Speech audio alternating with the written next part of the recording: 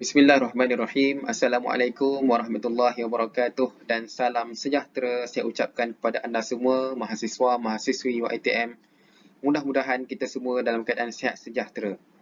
Dan pada minggu ini seperti biasa kita akan teruskan lagi pelajaran ilmu kita tentang CTU 552 falsafah dan isu semasa.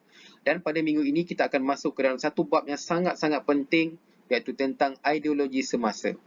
Dan perkara ini adalah satu benda yang perlu untuk kita faham dan perlu untuk kita cakna.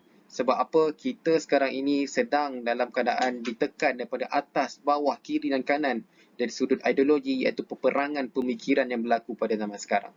Jadi teruskan bersama saya untuk kuliah pada minggu ini. Baik, sekarang kita akan melihat kepada subtopik.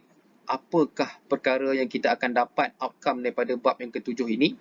Pertama adalah menjelaskan cabaran sekularisme sebagai ideologi yang mengasaskan ideologi-ideologi semasa. Jadi daripada lahirnya idea sekularisme itu, maksudnya pemisahan antara agama dan juga kehidupan yang kita akan lihat dengan lebih teliti sebentar lagi. Perkara tersebut telah melahirkan pelbagai ideologi-ideologi pemikiran yang kian merosakkan kehidupan manusia. Dan seterusnya yang kedua adalah menjelaskan ideologi relativisme pasca moden. Yang ketiga adalah menghuraikan implikasi relativisme pasca moden dalam menafikan kebenaran dan hakikat dalam kehidupan semasa. Dan yang keempat, menganalisis jawapan agama dan tradisi terhadap cabaran ideologi relativisme pasca moden dalam kehidupan semasa. Dan sekarang kita teruskan pelajaran kita kepada sekularisme, iaitu tentang satu pemikiran yang sangat bahaya. Kita selalu sebut sekular. Tapi apakah itu sekularisme sebenarnya? Baik, sekarang kita alihkan fokus kita kepada apakah itu sekularisme. Adakah sama sekularisme yang kita bayangkan dengan apakah yang saya akan terangkan sebentar lagi. Jadi saya akan bahaskan dari dua sudut, iaitu etimologi dari segi bahasa dan juga terminologi, iaitu dari sudut istilah. Kita teruskan, sekularisme itu adalah berasal daripada perkataan Latin iaitu seculum yang bermaksud di sini dan juga kini. Dan seterusnya, secularism, according to Oxford Advanced Learners Dictionary, according to them, it is the belief that religion should not be involved in the organisation of society, education, etc. Jadi adanya wujud pemisahan dari sudut, kita katakan it is the belief, kepercayaan yang mengatakan bahawa perlu dipisahkan antara agama dan juga hal-hal yang bersifat keduniaan, seperti contohnya macam organisation, iaitu organisasi kemanusiaan, dan juga education, pendidikan dan hal-hal yang lain. Saya tinggalkan dulu dari situ, kita tengok kepada terminologi sekularisme. Jadi terminologi ataupun dari segi istilah, sekularisme itu merujuk kepada ideologi pemisahan iaitu di antara agama dan negara, dunia dan akhirat, jasad dan roh, sains dan juga agama.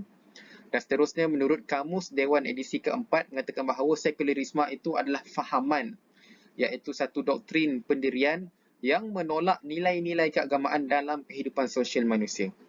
Jadi berdasarkan Kamus Dewan edisi keempat ini, dapat kita bayangkan bahawa menurut itu, maksudnya sekularisme itu mampu dipecahkan kepada dua. Yang pertama adalah perkara-perkara yang bersifat keagamaan. Okey, ini adalah perkara yang pertama, perkara yang bersifat keagamaan. Contohnya seperti solat, zikir, ataupun kita katakan bersedekah, membayar zakat, memohon ampun daripada Tuhan dan sebagainya. Itu adalah untuk pertama, iaitu tentang perkara yang melibatkan keagamaan. Iaitu perkara yang kedua, kan kalau kita mampu untuk kita nak fahamkan, kita bayangkan, perkara yang kedua ini pula adalah tentang perkara-perkara yang bersifat keduniaan. Baik, perkara yang bersifat keduniaan sebagai contohnya adalah seperti dalam hal-hal yang melibatkan ekonomi, kan, dalam hal-hal yang melibatkan fashion sebagai contoh, dalam hal-hal yang melibatkan pemakanan, dalam hal-hal yang melibatkan tentang perniagaan. Jadi bagi mereka, golongan sekularisme ini, mereka memisahkan antara kedua tersebut. Dalam hal-hal yang bersifat agama, mereka percaya, mereka akan patuh kepada apa yang agama itu katakan. Tapi dalam hal-hal yang melibatkan tentang perkara keduniaan yang mereka faham itu, kan, mereka nak makan apa, mereka nak pakai apa, mereka nak buat pekerjaan apa, kan, hal-hal yang melibatkan keduniaan, mereka akan cuba untuk mencari jalan untuk tidak patuh kepada apa yang agama mereka katakan. Dan benda ini sebenarnya adalah sebagai satu ancaman kepada semua agama yang berada di atas muka bumi ini. Bukan sahaja kepada agama Islam, bahkan kepada agama Kristian, Buddha dan agama-agama yang lain. Sebab apa? Melalui fahaman ini, mereka seolah-olah menganggap bahawa agama itu adalah tidak lengkap. Kan bahkan kalau kita tengok dari sudut unsurnya ataupun sumbernya, agama itu adalah datang daripada Tuhan. Dan siapalah kita sebagai manusia untuk menafikan kewujudan Tuhan yang maha hebat, yang langsung tidak mempunyai apa-apa kelemahan, dan kita sendirilah sebenarnya yang cuba untuk mencari apa-apa ruang untuk kita nak menjatuhkan diri kita ke arah kebinasaan. Jadi itu adalah secara umum tentang sekularisme, kan? Jadi kita akan lihat dengan lebih detail, dengan lebih teliti apakah perbahasan seterusnya tentang sekularisme. Okey, sebentar tadi kita dah berbincang tentang sekularisme, kan, iaitu yang difokuskan perkembangannya di barat. Bahkan barat mengiktiraf, mengatakan bahawa jikalau mereka ingin maju, mereka perlu mengamalkan kesemuanya, kesemua aspek dalam kehidupan mereka mestilah serba baharu dan juga boleh fleksibel mengikut kesesuaian zaman, termasuklah dalam urusan agama. Jadi agama itu tidak mempunyai apa-apa, kita katakan, pegangan yang tetap ataupun perlulah berubah mengikut akal fikiran manusia dan perlulah berkembang seiring dengan peredaran masa dan boleh diubah, diolah oleh manusia itu sendiri. Itu adalah satu pegangan yang perlu untuk kita tolak ke tepi dan perlu untuk kita perangi. Dan sekarang kita akan fokuskan kepada sekularisasi, iaitu satu proses penyebaran fahaman sekularisme. Okay? Sekularisasi adalah tentang satu proses untuk menyebarkan fahaman sekularisme. Pertama adalah tentang disenchantment of nature. Jadi yang pertama ini pembebasan alam tabi'i daripada tafsiran keagamaan. Jadi alam tabi'i itu seperti mana kita maklum, satu perkara yang luas, termasuk di dalamnya adalah manusia, kan? Dalamnya adalah termasuk tentang hidupan-hidupan yang lain, sebagai contohnya tentang binatang, tentang tumbuhan, dan seterusnya juga tentang persekitaran kita, termasuk dalamnya gunung ganang, adanya lautan, adanya tanah, adanya sungai. Jadi itu adalah takrifan bagi alam tabi'i. Dan bagi alam tabi'i ini, bagi golongan-golongan sekularisme, mereka mengatakan tidak ada hak untuk agama untuk mencampur tangan ataupun memberikan apa-apa pendapat ataupun memberikan apa-apa nasihat dalam urusan-urusan melibatkan tentang alam tabi'i. Seterusnya, kita tengok pada desacralization of politics. Maksudnya adalah penafian kepimpinan yang disahkan oleh agama. Maksudnya, bagi agama-agama yang tertentu, contohnya seperti agama Islam sebagai contoh, adanya lantikan di atas muka bumi ini, sebagai contoh Allah mewakilkan Nabi ataupun para Rasul untuk menyampaikan dakwah. Bagi agama Kristian pula, contohnya macam adanya lantikan sebagai contohnya pederi. Kan, jadi bagi golongan-golongan sekular, mereka menafikan kepimpinan hal-hal itu yang disahkan oleh agama. Sebab apa? Apa-apa sahaja yang berkaitan tentang agama, mereka cuba untuk tolak ke tepi dan mengatakan bahawa agama itu tidak valid dan juga tidak tetap dan juga tidak mempunyai apa-apa fungsi dalam kehidupan manusia. Dan yang ketiga adalah tentang deconsecration of values, iaitu penafian kesucian dan kekekalan nilai-nilai hidup. Jadi seperti mana kita tahu, nilai-nilai hidup sebagai contohnya keadilan, apa lagi, tentang kesucian, tentang apa lagi, kesamarataan, tentang hak untuk kita berlaku baik kepada manusia-manusia lain ataupun tumbuhan-tumbuhan lain ataupun kehidupan kita secara keseluruhannya, itu adalah tentang nilai-nilai kehidupan. Dan nilai-nilai kehidupan itu, kalau kita perasan, kesemuanya adalah disandarkan kepada agama. Dan menurut mereka, kan, apa yang berasal daripada agama mereka akan tolak, dan termasuklah tentang nilai-nilai kehidupan. Mereka katakan bahawa nilai-nilai kehidupan itu adalah sentiasa berubah. Kan, mungkin hari ini kita rasakan keadilan itu adalah perkara yang baik. Jadi mungkin 10 tahun akan datang, golongan-golongan sekularis kan cuba untuk menanamkan pemikiran bahawa keadilan itu adalah satu benda yang tidak baik pula. Sebab apa? Bagi mereka, nilai-nilai kehidupan itu adalah bersifat relatif, iaitu terbuka dan sentiasa terubah mengikut kepada peredaran masa dan zaman. Jadi kita lihat pada apakah perbincangan yang seterusnya. Dan sekarang kita beralih pula kepada perubahan pemikiran falsafah barat. Jadi di hadapan anda sekarang ini ada 4 model pemikiran yang diamalkan oleh golongan barat, yang mana tidak akan saya huraikan dengan lebih spesifik, bahkan saya akan huraikan dengan secara umum di dalam slide ini. Sebab apa? Perkara ini akan dihuraikan seterusnya di dalam slide-slide yang selanjutnya. Jadi yang pertama saya sebutkan secara umum iaitu tentang theocentric, iaitu satu pemikiran yang mengatakan bahawa segala proses kehidupan adalah berpaksikan kepada Tuhan. Jadi jenis pemikiran ini sebagai contoh berlaku pada zaman kegelapan, ataupun Dark Age yang mana saya akan bincangkan selepas ini, iaitu pada zaman kegelapan pada waktu itu, golongan gereja dianggap sebagai golongan yang paling suci. Maksudnya segala keputusan perlulah dirujuk kepada golongan gereja yang berpaksikan kepada agama pada waktu itu. Dan seterusnya adalah anthropocentric, iaitu pemikiran yang memandang manusia sebagai keutamaan alam semesta. Jadi seperti mana yang saya sebutkan sebelum ini, yang mengatakan bahawa alam tabi'i, kita ini sebagai manusia, kita bukannya spesies kita sahaja yang wujud di atas muka bumi ini. Bahkan kita percaya adanya golongan-golongan lain, kan? Contohnya seperti binatang, adanya tentang golongan tumbuhan sebagai contoh, adanya persekitaran kita, contohnya seperti lautan, seperti gunung ganang, sungai-sungai sebagai contoh.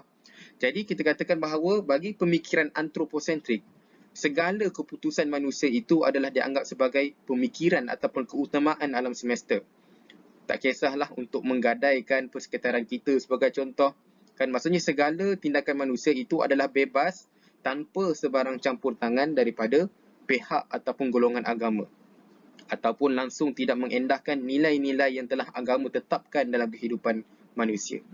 Jadi itu adalah tentang pandangan anthropocentric yang menganggap bahawa manusia itu adalah keutamaan alam semesta dan perkara lain hanyalah dianggap sebagai picisan dan juga sampingan dalam kehidupan di dunia ini. Dan seterusnya modernisme dan juga pasca modernisme, perkara ini kita akan bincangkan dengan lebih spesifik dalam slide-slide yang akan datang, insya-Allah. Tentang di manakah barat dalam perkembangan pemikiran. Jadi di hadapan anda semua adalah satu garis masa tentang perubahan ataupun transisi perubahan iaitu perkembangan pemikiran barat daripada dahulu sehinggalah ke hari ini. Jadi yang pertama, saya sebutkan tentang Dark Age iaitu berlaku pada tahun 1400 sehingga 1600. Apa yang menariknya para pelajar semua, kan pada zaman Dark Age iaitu zaman kegelapan ini, pada waktu itulah golongan gereja mendominasi pemikiran dan penetapan apa-apa perubahan yang berlaku pada zaman tersebut, iaitu pada zaman Dark Age. Jadi segala ketetapan, segala keputusan perlulah dirujuk terlebih dahulu kepada golongan gereja. Bahkan pada waktu itu tidak ada perkembangan dari sudut sains, ekonomi maupun politik. Kan sebab apa? Semua kajian ataupun semua pemahaman tentang ilmu mestilah berpusat kepada agama pada waktu itu. Dan kalau kita telitikan pada waktu itu, langsung tidak ada apa-apa perkembangan dari sudut sains. Bahkan siapa yang cuba untuk nak mengkaji kan suatu perkara yang di luar daripada fahaman agama, mereka itu akan diberikan apa-apa hukuman yang setimpal. Baik, saya letakkan dahulu di situ tentang Dark Age. Kita berpindah kepada tahun ataupun zaman Renaissance. Zaman Renaissance adalah maksudnya peralihan atau perubahan daripada zaman Dark Age sebelum pergi ke Enlightenment. Jadi pada waktu Renaissance itu berlaku, itu adalah dikenali juga sebagai zaman pemulihan. Dan pada waktu itu mulalah adanya golongan-golongan pemikir, kan contohnya seperti Galileo Galilei, yang mula berfikir mengatakan bahawa kenapa semua benda kita perlu rujuk kepada gereja. Kan? Bahkan gereja pada waktu itu diberitakan bahawa gereja itu lebih tinggi daripada golongan-golongan istana. Kan nak kata tingginya golongan gereja pada waktu itu. Jadi Galileo Galilei mula telah melakukan satu eksperimen, kan dibuat secara senyap-senyap, iaitu kajian dibuat teleskop dan juga melihat ke arah langit. Jadi bila dah buat kajian teleskop itu, mulalah dia mengatakan bahawa dia bawa kepada golongan gereja, dikatakan bahawa wahai golongan gereja, kan sesungguhnya fahaman kamu yang mengatakan bahawa bumi itu sebagai pusat bagi alam semesta adalah salah. Kan sebab apa? Itu adalah fahaman yang telah ditetapkan oleh golongan agama pada waktu itu. Kan berdasarkan kepada apa yang telah dinyatakan oleh Plato dan juga Aristotle. Jadi akhirnya Galileo Galilei dia telah mengatakan bahawa sebenarnya berdasarkan kepada pemerhatian saya melalui sains, kan, maksudnya Galileo telah membentangkan pada waktu itu, sebenarnya pusat bagi alam semesta adalah matahari. Kan, jadi daripada situ telah berlakunya pertikaian dan sebagainya. Akhirnya Galileo Galilei telah dijatuhkan hukuman dan dipaksa ataupun ditetapkan untuk berkurung di rumahnya. Jadi itu yang berlaku pada zaman Renaissance, iaitu mulalah adanya sedikit kebangkitan, iaitu mulalah maksudnya tentang pemikiran dari sudut sains, mulalah untuk berlawan dengan golongan yang berpegang pada agama secara melulu dan juga secara penuh. Seterusnya berlakulah pada zaman Enlightenment. Okey, zaman Enlightenment ini kita katakan mulalah pengukuhan dari sudut fahaman akal manusia itu mulalah semakin mendasar dan juga mulalah untuk menghimpit golongan-golongan agama pada waktu itu. Jadi pada tahun 1650 sehingga 1800 antaranya adalah tentang John Locke, kan? John Locke tu siapa yang tak kenal, dalam slide tu belah kiri sekali yang tu adalah John Locke. Jadi apa yang dikatakan oleh John Locke? Kan John Locke dikatakan bahawa there is no man's knowledge here can go beyond his experience, ataupun translation dia, tidak ada pengetahuan manusia itu melebihi daripada pengalaman yang telah dialaminya. Kan bahkan kita katakan mulalah berkembangnya fahaman-fahaman modernis, kan, yang kita akan bincangkan lebih detail, lebih spesifik sebentar lagi. Kan mulalah adanya golongan-golongan yang mulalah mengatakan bahawa kita menggunakan akal kita sahaja, kan, kita tolak semua fahaman tentang agama, kita gunakan akal kita sahaja, kan, untuk kita nak menentukan kebenaran, untuk kita nak percaya terhadap sesuatu hakikat kebenaran dalam kehidupan manusia. Jadi itu yang telah ditekankan oleh John Locke pada waktu itu 1650 sehingga 1800, beserta dengan adalah golongan-golongannya seperti Descartes, Hume dan juga Immanuel Kant.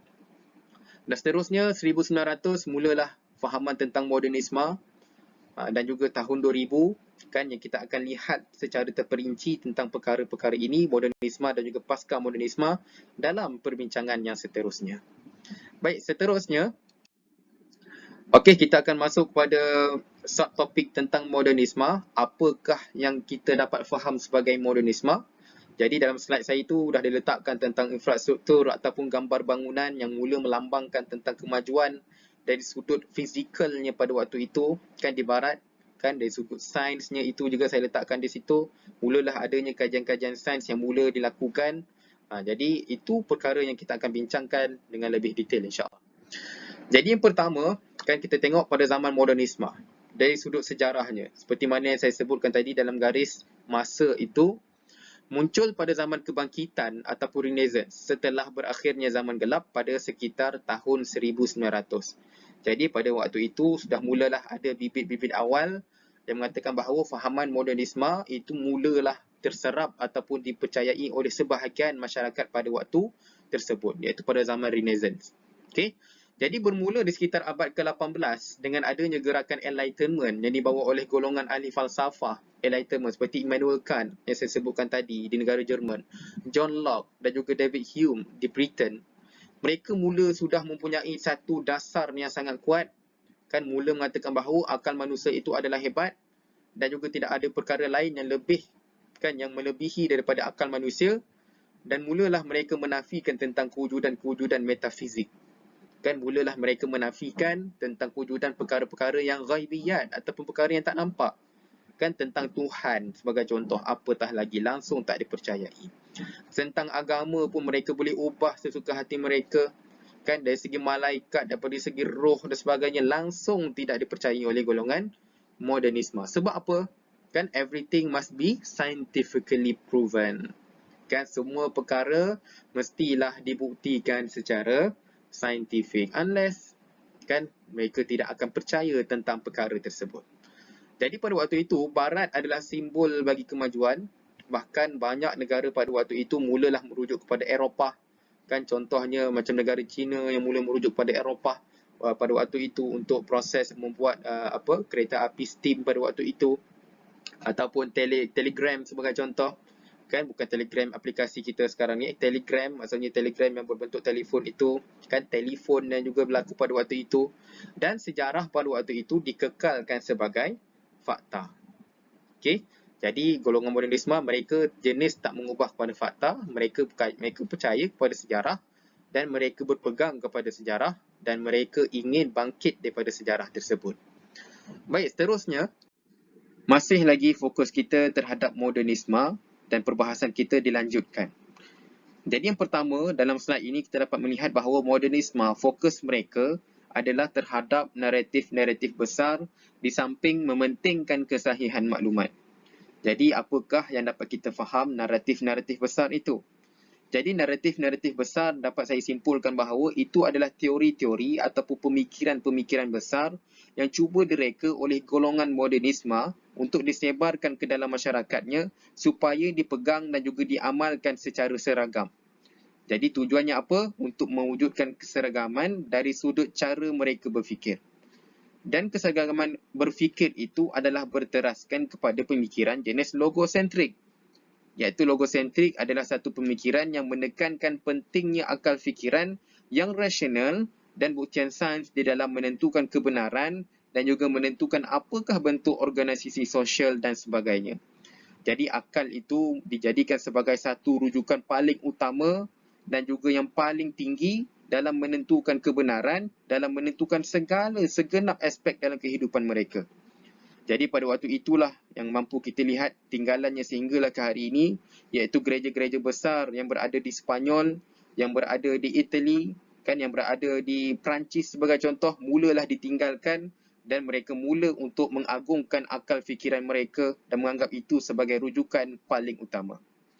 Dan seterusnya, bagi pemikiran modernisme ini, ideologi modernisme ini, mereka sangat mementingkan untuk penyebar luasannya, iaitu melalui cara pemikiran egosentrik, antroposentrik dan juga eurosentrik. Baik, bagi egosentrik, selalu kita dengar awak ni ego dalam drama-drama TV3 sebagai contoh, dan ada kaitannya dengan takrifan egosentrik. Jadi egosentrik itu adalah merupakan satu pemikiran yang mengatakan bahawa seseorang itu perlu menganggap dirinya sebagai pusat bagi semua kepentingan, pusat perhatian dan juga bahawa pendapat dan minatnya itu lebih penting daripada pihak-pihak yang lain. Jadi ini yang cuba diterapkan oleh golongan Eropah ataupun golongan Barat pada waktu itu, yang mengatakan bahawa mereka itulah sebagai satu negara ataupun satu entiti yang paling hebat berbanding negara-negara lain. Seterusnya kita beralih kepada antroposentrik. Jadi antroposentrik ini telah pun kita bincangkan sebentar tadi, dan antroposentrik saya ringkaskan bahawa itu adalah satu pemikiran yang berpendapat bahawa manusia sebagai faktor yang paling penting dalam alam semesta. Jadi mereka mengabaikan maksudnya pendapat agama dalam untuk mentadbir alam ini. Dalam mentadbir alam ini dari sudut apa? Dari sudut untuk kita nak mengawal sebagai contoh sumber-sumber alam, sama ada dari sudut binatangnya, dari sudut kepentingan sebagai contoh lautannya ataupun sungainya dan sebagainya. Manusia itu yang paling penting perlulah diutamakan berbanding kehidupan-kehidupan lain, dan kehidupan lain itu hanyalah dianggap sebagai satu picisan dan juga perlu untuk kita katakan sebagai pelengkap bagi kehidupan manusia semata-mata. Dan eurosentrik adalah satu pemikiran yang beranggapan bahawa Eropah itu adalah sumber ataupun permulaan bagi peradaban yang hebat sebelum disebarkan kepada negara-negara lain ataupun kepada entiti-entiti lain.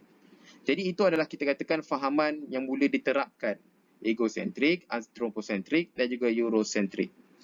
Dan seterusnya kita dapat lihat juga modernisme ini mula mengagungkan kejayaan sains dengan kemunculan ahli-ahli falsafah baharu seperti Bertrand Russell dan Karl Popper yang membawa aliran modernisme dan juga positivisme.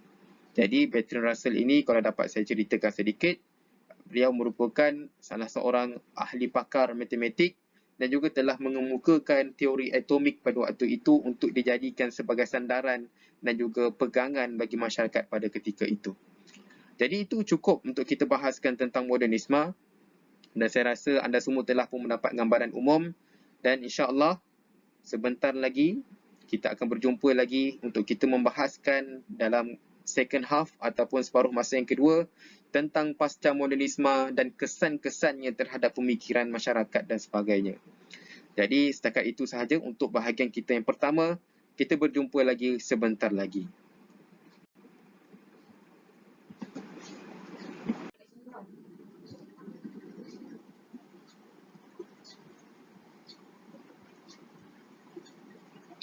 Baik, terima kasih.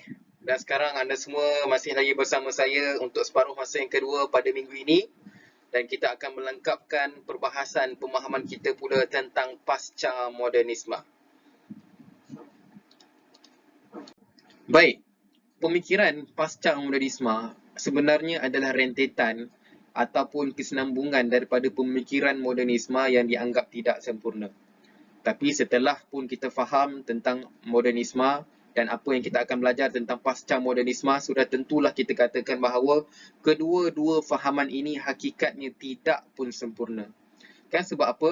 Bagi kita sebagai orang yang mempunyai jati diri, yang mempunyai agama, kita berpegang bahawa fahaman manusia yang tidak didasarkan kepada wahyu dan juga tidak didasarkan kepada mana-mana fahaman agama, itu adalah fahaman yang tertolak dan juga fahaman yang memang tidak akan sempurna. Baik, saya akan teruskan perbahasan menurut golongan pasca modernisme.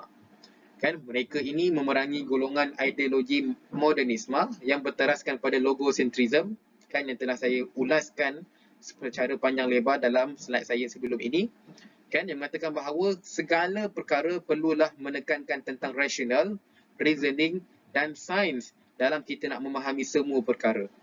Itu yang dikatakan oleh golongan modernisme. Jadi golongan pasca modernisme ni mulalah rasa meluat, kan mulalah rasa letih, tak habis-habis rasional, tak habis-habis reasoning, tak habis tentang sains. Sedangkan manusia itu juga terdiri daripada aspek-aspek lain. Kan contohnya tentang emosi. Contohnya manusia juga mempunyai intuitif ataupun ilham.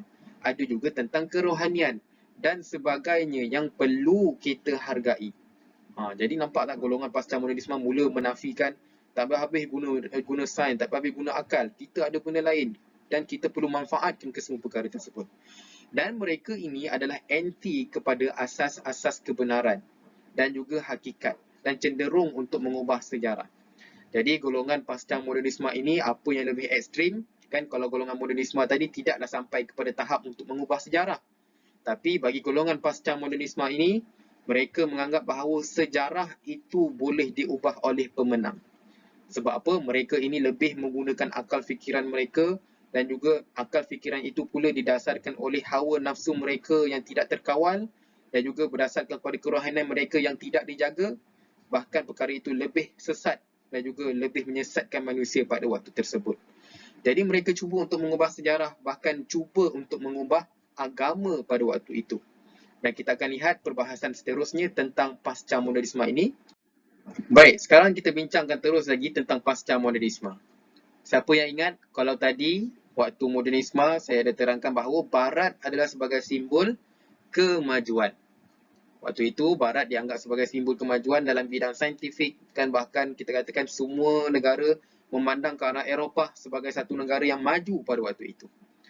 Tapi berlainan pula tentang pasca modernisme, golongan ataupun negara bukan Barat, mereka menganggap bahawa Barat ini adalah sebagai simbol bagi penjajahan. Barat itu dianggap sebagai simbol penjajahan dari sudut fizikal, diletakkan ketenteraan di negara-negara yang ingin dijajah, dan juga penjajahan dari sudut mentaliti ataupun ideologi.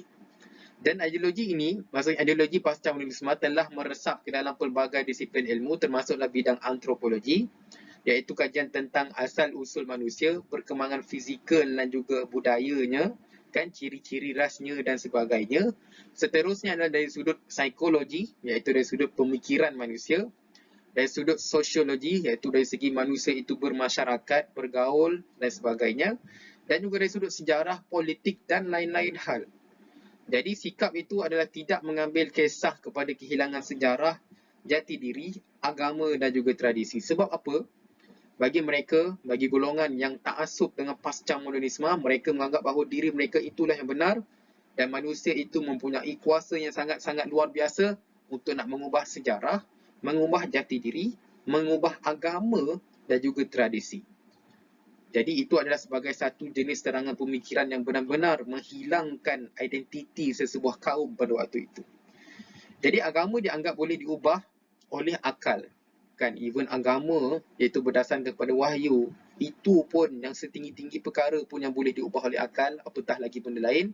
Dan agama yang mengikut akal itu sebagai new age, dianggap sebagai new age dan perlu sesuai dengan budaya dan masa manusia. Jadi ini satu fahaman yang songsang, sepatutnya kita sebagai manusia, kita perlu berpegang kepada agama. Kita perlu mengikut kepada apa yang agama kita katakan. Tapi bagi mereka, mereka katakan bahawa agama itulah yang perlu mengikut manusia. Dah terbalik dah cerita dia sekarang ni. Okay? Jadi seterusnya, persoalan falsafah dan aliran metafizik berkaitan dengan agama pula dianggap tidak lagi relevan. Apa yang berkaitan dengan agama tentang metafizik tidak lagi relevan. Kan? Jadi metafizik yang berkaitan dengan agama. Tapi metafizik itu masih lagi mereka percaya berdasarkan kepada olahan akal mereka itu sendiri. Jadi mereka itu mementingkan tentang simulakra. Kan mereka tidaklah menolak metafizik itu secara total. Mereka masih percaya tentang metafizik. Tetapi metafizik itu adalah dalam kerangka pemikiran mereka yang mereka sendiri reka. Kan contohnya mementingkan simulakra. Simulakra itu kalau boleh saya bacakan, itu adalah tentang imajinasi bayangan akal. Okey, yang diterjemahkan kepada satu bentuk fizikal. Contoh, kan dia bayangkan apakah itu syurga. Dia bayangkan syurga. Lepas tu dia lukis dalam bentuk satu ilustrasi. Kan apakah itu neraka. Jadi dia cubalah untuk bayangkan neraka tu macam ni, dibayangkan. Jadi setiap orang akan mempunyai bayangan yang berbeza dan setiap orang itu bebas untuk nak berpegang dengan apakah bayangan yang mereka rasakan benar sesuai dengan diri mereka. Kan ingat tadi apakah asasnya? Mereka langsung tidak mempunyai kebenaran yang mutlak. Bahkan kebenaran itu adalah bergantung kepada individu itu sendiri. Jadi itu adalah satu konsep yang perlu kita faham, yang perlu untuk kita jauhi, yang perlu untuk kita perangi kan pada zaman sekarang. Baik, seterusnya kita melihat kepada sekarang kita beralih pula kepada konsep-konsep asas pasca modernisme. Jadi bagi mereka golongan-golongan pasca modernis, mereka menganggap bahawa kehidupan itu hanya di dunia dan bila kehidupan itu hanyalah di dunia, mereka tidak memikirkan tentang dosa dan juga pahala dan juga semua perkara itu. Maksudnya kehidupan mereka itu hanyalah berpandukan kepada akal mereka semata-mata.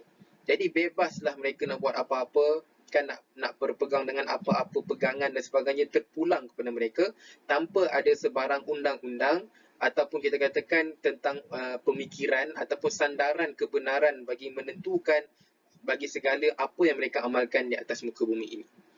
Jadi fokus mereka adalah terhadap naratif-naratif kecil. Kan apakah naratif-naratif kecil itu? Naratif kecil itu maksudnya kepada pegangan ataupun pemikiran yang kita katakan pelbagai pada waktu itu. Jadi setiap orang tak kisahlah nak pegang apa-apa pegangan sekalipun, pemikiran apa sekalipun, kesemuanya dianggap sebagai benar mengikut kepada apa yang mereka rasakan benar bagi diri mereka, mengikut akal mereka, mengikut kepada pribadi mereka, mengikut kepada emosi mereka, mengikut kepada rohani mereka. Kan jadi kita katakan memang tidak ada kebenaran yang dijadikan sebagai satu rujukan utama pada waktu itu. Dan semua kebenaran itu adalah bergantung kepada konstruksi budaya semata-mata. Kan maksudnya mengikut kepada budaya, kan asalkan budaya pada waktu itu dijaga dengan baik, kan tak kisahlah untuk mengabaikan agama sekalipun, mereka anggap itu adalah sebagai satu perkara yang tepat dan juga benar. Dan perkara ini adalah pemikiran seperti inilah yang sebenarnya yang sangat menyerang masyarakat kita pada waktu ini.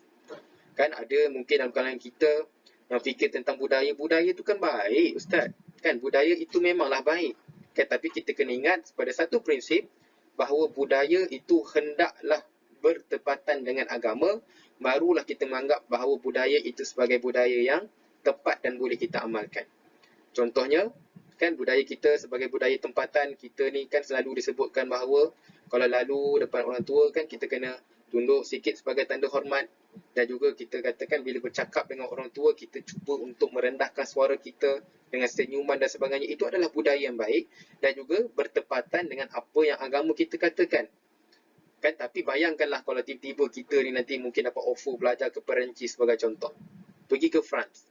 Budaya mereka adalah bersalaman antara lelaki dan perempuan yang tidak kenal mana sekalipun. Kan yang baru jumpa tiba-tiba dah salam, lepas tu dah siap boleh laga pipi dah, cium dan sebagainya. Jadi itu adalah budaya mereka. Jadi first thing first, bila kita cakap tentang budaya, kita akan refer balik kepada apakah agama kita katakan tentang perkara tersebut. Kan sebagai contohnya bagi kita yang contoh dapat belajar ke Perancis, jadi sudah tentulah kita sebagai orang yang punya agama, contohnya agama Islam sebagai contoh, kita akan teringat kepada hadis Nabi. Kan Nabi melarang kita untuk bersentuhan antara lelaki dan perempuan. Kan di ayat ta'ana ra'su ahadikum bimakhitin min hadidin khairun lahu min ayyamassa imra'atan la tahillu lahu. Kan atau kama qala Nabi sallallahu alaihi wasallam dalam hadis tersebut, kan Nabi menyebutkan bahawa tidak halal, maksudnya tidak dibenarkan bagi lelaki dan juga perempuan yang bukan mahram untuk bersentuhan antara kulit antara mereka, kan, dan perkara itu lebih baiklah kalaulah kepala mereka itu ditusuk ataupun dicocok, kan, dengan jarum daripada besi. Itu lebih baik daripada mereka memegang wanita ataupun jantina yang berlainan jenis tanpa sebarang apa-apa ikatan. Okay, jadi itu adalah sebagai satu guideline kita, sebagai satu panduan kita dalam kehidupan kita. Okay, budaya kita kena ikut, tapi budaya itu kalaulah bertepatan dengan agama, barulah perlu untuk kita patuh. Jadi seterusnya pada pasca modernisme, skeptisme terhadap kemajuan, mereka ini meragukan terhadap kemajuan, bahkan tafsiran kemajuan itu adalah pelbagai, dan juga persoalan falsafah dan aliran metafizik berkaitan dengan agama pula dianggap tidak lagi relevan. Ini seperti mana yang telah saya ulaskan dalam slide yang sebelum ini. Baik. Baik, sekarang kita berada di subtopik modernisme versus pasca modernisme. Dan sudah tentulah bagi kedua-dua ideologi ini ada sedikit persamaan, tetapi kebanyakan daripadanya adalah perbezaan yang ketara yang perlu untuk kita faham. Dan untuk subtopik ini, saya tidak akan menghuraikan juga tidak akan menjelaskan tentang perkara ini kerana subtopik ini hanyalah dianggap sebagai ringkasan dan juga sebagai kita katakan rumusan bagi apa yang telah saya jelaskan tentang modernisme dan juga pasca modernisme. Dan perkara ini akan dijelaskan melalui jadual yang telah saya lakukan seperti berikut. Ini adalah jadual modernisme versus pasca modernisme. Dan seterusnya, ini adalah lanjutan daripada perbezaan dan juga persamaan antara modernisme dan juga pasca modernisme. Dan diharap anda semua boleh faham dan juga cakna tentang perbezaan ini, dan bolehlah rujuk jadual ini sebagai rujukan anda semua untuk memahami apakah perbezaan antara modernisme dan juga pasca modernisme. Baik, sekarang kita alihkan sedikit fokus kita kepada kaedah penyebar luasan fahaman yang sering kali digunakan oleh golongan barat untuk menyebarkan ideologi-ideologi mereka. Jadi saya mulakan dengan yang pertama, iaitu tentang satu fahaman yang telah direka juga oleh barat, iaitu deconstructionisme, iaitu satu fahaman yang memusnahkan realiti, makna lama dan cuba untuk mencipta realiti ataupun makna baru. Kalau macam ni nampak macam mengelirukan, tapi menurut bacaan saya yang lebih mudah, kan, contohnya yang paling mudah untuk kita nampak adalah contohnya macam kita sebagai pengguna jalan raya. Kan, kita keluar jalan raya, kita nampak ada traffic light. Traffic light tu ada warna merah, ada warna kuning, ada warna hijau. Dan kita dah sedia maklum dah kalau warna merah itu maksudnya itu perlambangan untuk kereta harus berhenti. Kalau warna kuning, kereta harus bersedia untuk berhenti. Dan juga kalau warna hijau, kereta dibenarkan untuk berjalan. Itu adalah satu fahaman yang ataupun realiti, makna yang kita dah sedia maklum. Dan bagi golongan-golongan deconstructionist, mereka itu berperanan untuk mengubah realiti-realiti yang berlaku dalam sekitar kehidupan kita. Okey, itu antara contoh mudahlah yang saya berikan. Tapi maksudnya contohnya yang lebih hakikat sebenarnya adalah contohnya seperti pseudo-reality ataupun penyelewengan ilmu. Okey, saya ambil contoh mudah adalah contohnya penyelewengan ilmu. Kan, jadi maksudnya ilmu yang banyak yang ada dalam sekitar kehidupan kita sekarang ini, kan, maksudnya golongan deconstructionisme ni adanya gerakan-gerakan untuk cuba menyeleweng ilmu. Dan itulah cuba yang mereka lakukan, menyeleweng ilmu, kan, dan juga menyeleweng agama dan sebagainya. Dan seterusnya kita lihat kepada dari segi pandangan ataupun dari segi cara mereka menggunakan teknik pluralisme pula. Jadi pluralisme ini maksudnya memusnahkan keunikan realiti, ilmu dan nilai dengan menerbitkan pilihan yang pelbagai. Jadi plural, kan, kita nampak perkataan plural itu biasanya menunjukkan kepada satu benda yang banyak, kan, ataupun pilihan yang banyak. Begitu jugalah yang dimaksudkan tentang pluralisme.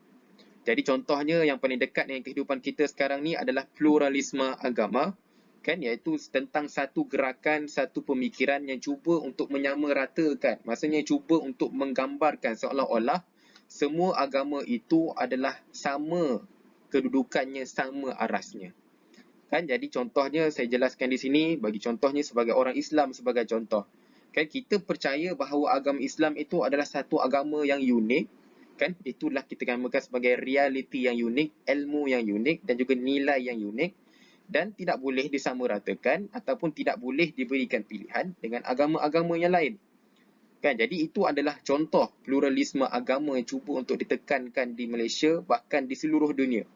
Jadi kita sebagai seorang yang beragama, kan kita percaya inna dina indallahil Islam, sesungguhnya agama di sisi Allah itu hanyalah agama Islam, dan wajib untuk kita nak percaya bahawa Islam itu adalah agama anutan kita.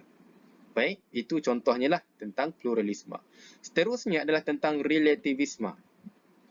Jadi relativisme ini, para pendengar yang saya hormati, itu adalah tentang takrifan iaitu memusnahkan. Matlamat mereka adalah untuk memusnahkan atau menyamaratakan darjat realiti, ilmu dan juga nilai. Sekali lagi, melibatkan tentang realiti, ilmu dan juga nilai. Contoh yang berlaku pada zaman sekarang. Kita sedia maklum bahawa ilmu itu adalah satu perkara yang sangat-sangat suci, yang sangat-sangat mulia. Kan even kita katakan ilmu itu adalah sangat mulia, kan, di sisi agama-agama, di sisi Islam, di sisi Kristian, di sisi Buddha, Hindu dan sebagainya. Bahkan dalam Islam kita katakan al-ilmu qabla al-amal. Kan maksudnya kita hendaklah berilmu sebelum kita nak beramal. Tapi malangnya, bagi golongan-golongan relativisme ini, mereka tak nampak ilmu itu sebagai satu benda yang suci, satu benda yang unik. Kan mereka menganggap bahawa ilmu itu dianggap sebagai komoditi. Kan maksudnya dianggap sebagai barangan biasa, komersialisasi universiti ataupun apa-apa institusi pengajian. Dan benda ni sangat merugikan sebab apa? Ilmu itu adalah satu benda yang lagi tinggi sebenarnya daripada komoditi. Sebab tu kalau kita lihat kan di Malaysia, bahkan di negara-negara di seluruh dunia sebagai contoh, yang menjadikan bahawa kan sijil ataupun ilmu itu sebagai satu benda komoditi untuk mendapatkan duit, untuk mengaut keuntungan semata-mata, tanpa memikirkan tentang kesucian ataupun ketinggian ilmu untuk kita nak sebarkan kepada masyarakat. Okey, itu contoh yang berlaku, relativisme. Dan seterusnya adalah fetisisme, iaitu mengisi atau mencipta roh atau semangat baru dari kemusnahan ataupun penciptaan baru. Jadi contohnya macam bagi golongan-golongan fetisisme ini, mereka rasa bahawa akal mereka itu adalah melebihi, kita katakan dari sudut agamanya, kan mereka cuba untuk nak mencipta roh, bahkan perkara itu memang langsung tak berjaya untuk nak mereka cipta. Jadi mulalah adalah maksudnya creation ataupun mulalah adanya ciptaan, contohnya klon manusia, contohnya adanya robot. Tapi adakah sama klon manusia dengan robot dengan manusia yang diciptakan oleh Tuhan? Itu sama-sama kita fikirkan, sudah tentulah benda itu adalah satu benda yang sangat-sangat berbeza dan perlu untuk kita nak cerakinkan, juga kita fahamkan dari segi hakikat realitinya. Baik, seterusnya kita lihat dan kita bincangkan pula contoh-contoh kesan serangan ideologi yang kian menyerang pemikiran manusia pada zaman ini. Jadi kalau kita lihat di bahagian kiri sekali dalam slide ini adalah Masjid Liberal. Jadi Masjid Liberal itu telah ditubuhkan di Berlin, di Germany, dan juga perkara itu adalah sebagai satu benda yang sangat-sangat menyerang pemikiran manusia, khususnya bagi umat Islam di Jerman. Bagi mereka, mereka mengatakan bahawa Masjid Liberal itu adalah perlu dijadikan sebagai contoh. Sebab apa? Diberikan hak sama rata antara lelaki dan juga perempuan untuk menunaikan ibadat kepada Allah, kepada Tuhan. Bagi mereka, mereka meletakkan wanita itu adalah sebagai imam di bahagian hadapan dan juga makmumnya itu terdiri daripada lelaki dan juga perempuan. Dan juga apa yang lebih menyedihkan pada para pendengar semua, kan di dalam satu saf itu sebagai contoh, kan boleh dicampurkan antara lelaki dan perempuan tanpa ada sebarang penjarakan. Dan juga wanita juga, bagi siapa yang bertudung, bila masuk di dalam Masjid Liberal ini, mereka perlu mencabut tudung mereka dan juga boleh beribadat seperti biasa. Dan perkara ini adalah sangat-sangat bertentangan, sangat-sangat kita katakan kontra dengan apa yang telah syariat Islam katakan. Bahkan benda ini mungkin akan membawa tampak negatif dan juga mungkin akan merosakkan nama Islam itu sendiri. Dan itulah kita katakan jenis serangan pemikiran apabila manusia itu meletakkan akal fikiran mereka yang hanya memikirkan tentang kebebasan untuk bersuara semata-mata tanpa berlandaskan kepada apa yang Islam katakan. Iaitu tanpa merujuk kepada Al-Quran, tanpa merujuk kepada As-Sunnah sebagai pegangan kita yang paling kukuh sebagai kita, sebagai seorang Muslim dan juga Muslimah di hadapan saya. Jadi itu adalah sebagai contoh Masjid Liberal, kan, yang tidak mampu untuk saya nak ulaskan lagi panjang. dan juga LGBT dan juga hedonisme itu mungkin boleh dibawa berbincang ke dalam grup tutorial masing-masing. Dan contoh-contoh kesan serangan ideologi ini saya harapkan sangat ditekankan untuk dibincangkan di dalam kelas tutorial masing-masing. Jadi, selamat berbincang kepada anda semua. Baik, sekarang kita alihkan perhatian kita kepada cabaran pasca modernisme terhadap akidah dan pemikiran Islam. Dan kita akan bahaskan perkara ini dari sudut 3 kerangka ilmu, iaitu yang pertama adalah ontologi, yang kedua adalah epistemologi dan juga yang ketiga adalah aksiologi, yang mana saya yakin dan pasti anda semua telah mempunyai gambaran umum tentang apakah perbahasan-perbahasan ini. Jadi kita mulakan dengan yang pertama, iaitu tentang ontologi. Jadi bagi ontologi, iaitu ilmu tentang untuk kita nak faham kewujudan, iaitu hakikat-hakikat kewujudan dan hubungan antara mereka. Jadi bagi menurut pandangan pasca modernisme dalam nak memahami tentang kewujudan, mereka mengatakan bahawa semua kewujudan adalah bersifat relatif ataupun nisbi. Maksudnya tidak ada apa-apa kewujudan ataupun kita katakan sandaran yang umum bagi kesemua golongan-golongan pasca modernis dalam nak memahami tentang kewujudan. Contohnya, kan boleh jadi orang A sebagai contoh dia percaya tentang syurga. Orang B mungkin dia tak percaya kepada syurga. Dan perkara itu kita katakan bagi mereka tidak ada sebarang sandaran ataupun kebenaran yang mereka jadikan sebagai satu pegangan, dan mereka katakan terpulang kepada individu masing-masing nak percaya ke tak nak tentang syurga sebagai contoh yang saya berikan ataupun tak nak. Kan semua kewujudan adalah bersifat relatif, iaitu nisbi, bergantung kepada individu masing-masing. Seterusnya adalah tentang pandangan modernisme. Mereka mengisbatkan hanya wujud fizikal.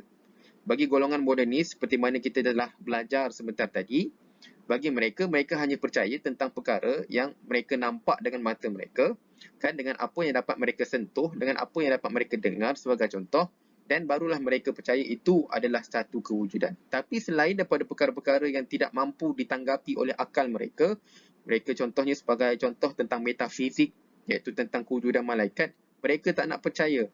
Sebab apa? Akal mereka tidak mampu untuk nak faham tentang perkara tersebut. Dan seterusnya adalah tentang pandangan Islam. Pandangan Islam adalah mengisbatkan kewujudan hakikat sebagai benar bagi objektif dan realiti yang benar dan wujud. Jadi bagi kita sebagai orang Islam, sebagai contoh, kita percaya tentang perkara yang berbentuk material, berbentuk fizikal, iaitu yang mempunyai jirim. Tapi dalam masa yang sama, kita tidak menghadkan terhadap itu sahaja. Kan, sebab apa? Kita mempunyai sumber ilmu yang paling tinggi juga, iaitu tentang wahyu. Dan di dalam wahyu itu, sebagai contohnya Al-Quran dan juga As-Sunnah, ada membahaskan tentang perkara metafizik. Perkara yang kita tak nampak, tapi kita yakin perkara itu adalah wujud, sebagai contohnya tentang syurga dan neraka, tentang kewujudan Tuhan, tentang kewujudan malaikat, tentang kewujudan, kita katakan tentang pahala dan juga dosa, dan lain-lain lagi. Dan seterusnya kita melihat dari sudut epistemologi. Dari sudut epistemologi, iaitu takrifan ataupun gambaran umumnya adalah tentang faham ilmu, iaitu teori tentang ilmu. Dari sudut kaedahnya, kan, ataupun dari sudut sumber ilmu dan juga pengesahan ilmu, itu adalah perbahasan tunjang-tunjang utama bila bercakap tentang epistemologi. Jadi dari sudut pandang yang pertama, iaitu pandangan pasca modernisme, mereka mengatakan bahawa semua kewujudan adalah bersifat relatif. Sekali lagi, kan, mereka tidak meletakkan apa-apa sandaran umum sebagai pegangan kepada golongan pasca modernisme. Kan, mereka katakan bahawa ilmu itu terpulang bergantung kepada fahaman individu masing-masing tanpa meletakkan apa-apa kriteria dan juga syarat-syarat yang perlu dijadikan sebagai rujukan. Seterusnya dari sudut pandang modernisme. Dari sudut pandang modernisme, mereka mengisbatkan hanya ilmu yang bersifat akli dan juga inderawi sahaja. Itu baru dikatakan sebagai ilmu. Kan, maksudnya apa yang mereka mampu faham dari sudut akal mereka, sebagai contohnya matematik, kan, tentang sains sebagai contoh, dan juga perkara yang bersifat inderawi. Kan, inderawi itu maksudnya yang mampu ditanggapi, yang mampu dirasa oleh panca indera mereka. Kan, dengan penglihatan mereka, dengan pendengaran mereka, dengan perlakuan mereka, dan mampu difaham melalui akal mereka, barulah dikatakan itu adalah ilmu. Tapi bagi pandangan Islam, mengisbatkan kebolehcapaian dan kebenaran ilmu-ilmu melalui kaedah dan sumber wahyu, akal dan juga inderawi. Kan, jadi kita katakan tentang sumber ilmu, Islam meletakkan bahawa sumber ilmu yang paling tinggi adalah daripada wahyu, iaitu daripada Al-Quran, daripada As-Sunnah. Itu adalah sebagai sumber utama kita sebagai orang Islam dalam kita nak memahami tentang satu-satu ilmu. Dan contohnya tentang ilmu tentang malaikat. Kita boleh jadikan Al-Quran itu untuk kita nak faham tentang malaikat sebagai contoh. Tentang syurga, tentang neraka dan sebagainya. Dan itu adalah sumber yang paling tinggi sebab apa? Itu datangnya daripada Tuhan kita iaitu Allah Subhanahu Wa Taala. Dan bila kami cakap tentang Tuhan, sudah tentulah Tuhan itu langsung tidak mempunyai apa-apa kelemahan dan juga tidak mempunyai apa-apa kekurangan, dan sudah tentulah siapalah kita untuk kita nak menafikan tentang ilmu wahyu. Dan seterusnya, kita melihat dari sudut aksiologi. Jadi dari sudut aksiologi, iaitu tentang teori tentang faham nilai, bagaimana kita nak faham tentang baik dan juga buruknya satu-satu perkara. Jadi itu adalah berkait rapat tentang prinsip-prinsip akhlak. Kan adakah akhlak kita baik? Sebagai contoh, adakah etika kita baik? Adakah moral kita baik? Jadi itu adalah perbahasan tentang aksiologi. Dan juga dimasukkan dalam aksiologi ini adalah tentang kesenian. Adakah seni sesuatu benda itu adalah baik ataupun tidak baik? Jadi kita akan melihat dari sudut pandang pasca modernisme. Bagi golongan pasca modernisme, sekali lagi mereka katakan bahawa semua kewujudan iaitu kefahaman tentang aksiologi itu adalah bersifat relatif. Maksudnya bila bercakap tentang aksiologi, perkara tersebut adalah bersifat relatif, bergantung kepada fahaman individu masing-masing tanpa meletakkan apa-apa garis panduan dan juga sandaran bagi mereka. Kan contohnya bila bercakap tentang keadilan sebagai contoh. Mungkin ada pihak yang percaya tentang keadilan itu adalah satu akhlak yang baik, tapi golongan yang lain mungkin menganggap bahawa keadilan itu adalah perkara yang teruk. Dan perkara itu dianggap sebagai kebebasan bagi mereka untuk berfikir tentang perkara tersebut tanpa meletakkan apa-apa sandaran utama. Seterusnya adalah di sudut pandangan modernisme. Bagi pandangan modernisme, mereka mengatakan bahawa tiada prinsip nilai yang tetap tetapi menurut kepada situasi. Lebih kurang antara modernisme dan juga pasca modernisme. Dan bagi modernisme pun, mereka katakan bahawa tiada prinsip nilai yang tetap. Kan maksudnya tetapi menurut kepada situasi, dan itu adalah bergantung kepada akal mereka untuk menentukan baik dan buruk sesuatu perkara. Seterusnya adalah tentang pandangan Islam. Jadi pandangan Islam adalah mengisbatkan prinsip-prinsip yang tetap.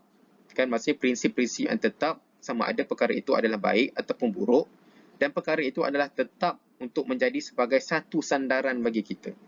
Jadi bagi kita sebagai orang Islam, perkara itu baik ataupun buruk, kita perlu refer ataupun rujuk kepada apa yang agama kita katakan.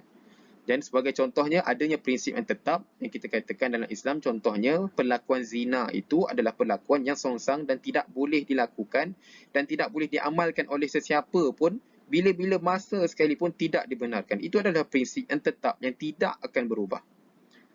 Contoh lain adalah sebagai contohnya adalah tentang perlakuan mencuri sebagai contoh. Itu adalah prinsip yang kita katakan Islam langsung tidak mengiktiraf perbuatan mencuri.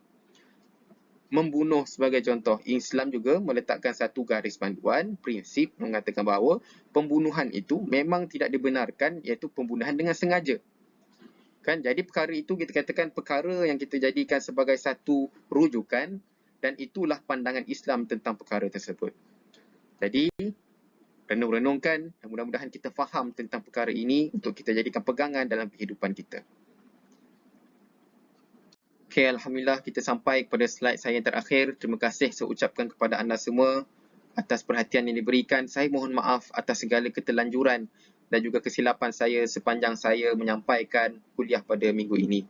Jadi akhir kata saya katakan bahawa jadilah seperti ikan-ikan di lautan, kekal dengan rasa isinya walaupun masinnya lautan. Jadi saya sebutkan di sini bahawa contohnya kita makan ikan merah masak sup sebagai contoh.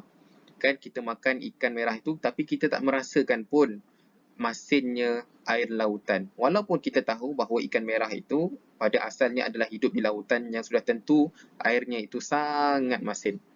Jadi itulah analoginya seperti kita juga kan pada kehidupan kita zaman sekarang ini, walaupun persekitaran kita ini memang dalam keadaan yang sangat-sangat tercemar dengan ideologi-ideologinya, tapi ingatlah pesanan saya, kekallah kita dengan jati diri kita, kekallah kita dengan pegangan kehidupan kita, kekallah kita dengan pegangan agama kehidupan kita.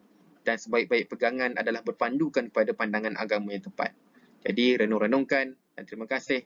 Assalamualaikum warahmatullahi wabarakatuh dan salam sejahtera saya ucapkan.